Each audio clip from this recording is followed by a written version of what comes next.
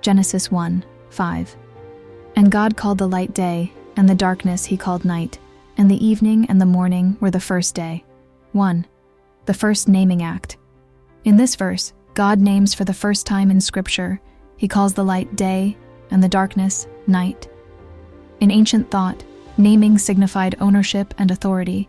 To name something meant to define its nature and purpose. God's naming declares his sovereignty over creation. Light and darkness belong wholly to him. This is not a myth of competing gods. It is a declaration that Yahweh alone reigns over both day and night, the entire cycle of time. Later, humanity shares in this divine authority when Adam names the animals, Genesis 2:19-20. By beginning creation with naming, God establishes a pattern. Order, control, and purpose replace chaos and emptiness. 2. The meaning of evening and morning. The phrase, "there was evening and there was morning the first day," marks the close of God's initial creative work. Evening and morning form a rhythmic framework that organizes each of the 6 creation days. In Hebrew thought, days begin at sunset. Thus, even now, Jewish tradition counts a new day from evening to evening, Leviticus 23:32. Spiritually, this reflects movement from darkness into light, from confusion into revelation, from night into the illumination of God's presence. Even without the sun, created later on day 4, God defines day and night to illustrate that time itself is his creation and under his command. 3. God's authority and sovereignty by naming and structuring the alternation of light and darkness. 1. God demonstrates his authority over time and all creation. 2. He introduces order and rhythm, essential foundations for life to flourish. 3. He reminds humanity that life is not random. The patterns of day and night reveal God's dependable faithfulness. Psalm 19:1-2, Psalm 74:16. This principle later teaches a moral truth.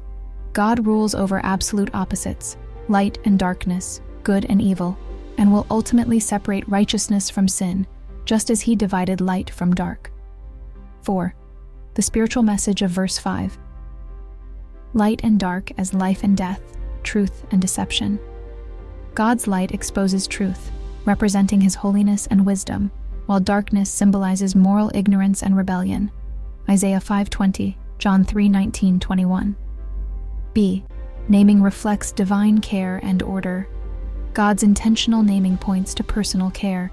He shapes his creation like a shepherd distinguishing his flock. Nothing is accidental or meaningless. The pattern for human life. Every human day mirrors God's creative pattern.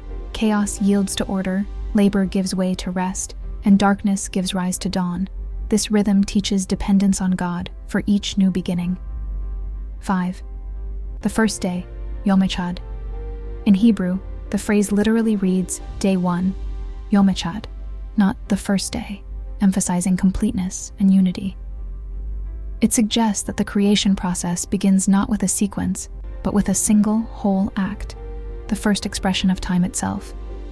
Whether one interprets this day as literal, 24 hours, or symbolic, a period of God's creative activity, the focus remains the same. God initiates light, time, and order. Humanity must view all existence as part of his divine plan. 6. Application for today. 1. Recognize God's control.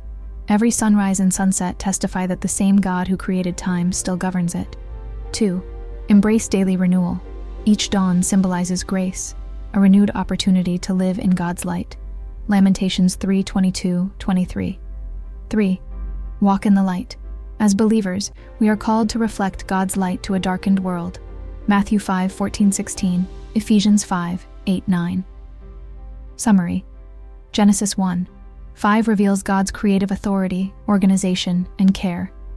He names day and night, establishing his mastery over time and the transformation of darkness into light.